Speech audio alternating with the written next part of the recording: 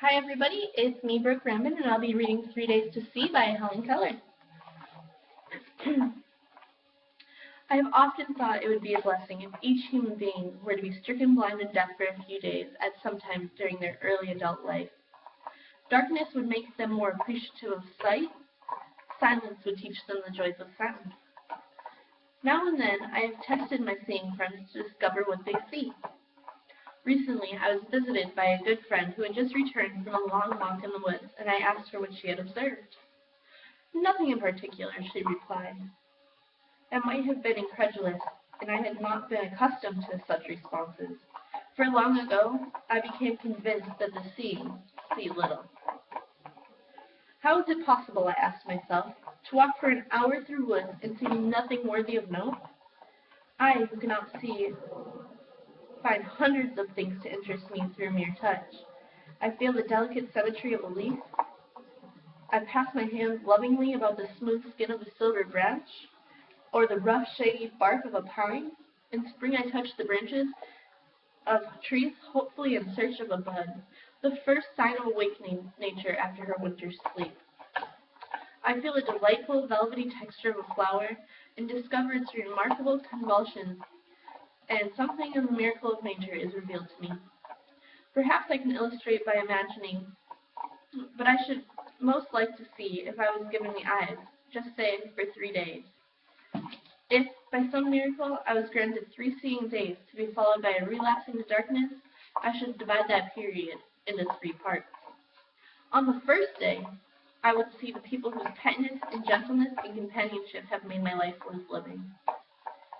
First, I should like to gaze upon the face of my dear teacher, Miss Anne Sullivan Macy, who came to me when I was a child and opened her outer world to me. I should want to merely see the outline of her face, so I could cherish it in the memory, but to study the face and to find that in living evidence the sympathetic tenderness and patience for which she accomplished the difficult task of my education. The first day would be a busy one. I would call to me all my dear friends and look upon their faces, imprinting upon my mind the outward evidence of beauty that is within them. I should let my eyes rest, too, on the face of a baby, so that I can catch the vision of eager, innocent beauty, which precedes the individual's consciousness and conflicts with the life as the life develops. When dusk has fallen, I should experience the double delight of being able to see by artificial light, which the genius of a man has created to extend the power of sight when nature decreases darkness.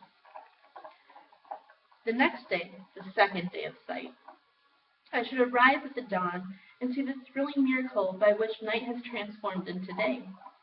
I should behold in awe the magnificent panorama of light in which the sun awakens the sleeping earth. This day I should devote into a hasty glimpse of the world, past the present. I should want to see the pagan of a man's process, the kaleidoscope of the ages. How much to be compressed into one's day through museums. The evening of my second day of sight I would spend in a theater or at the movies. Even now, I often attend theatrical performances of all sorts, but in the action of a play must be spelled into my hands by the companion. But how I should like to see with my own eyes the fascinating features. The following morning, I should again greet the dawn, this accordingly to the terms of my imagined miracle, to be my third and last day of life. I shall have no time to waste in regrets or long shifts. There is too much to see. The first day I devoted to my friends, intimate, and second revealed to me the history of a man and nature. Today I shall spend the workday world present, ever in the haunts of men going through the business life.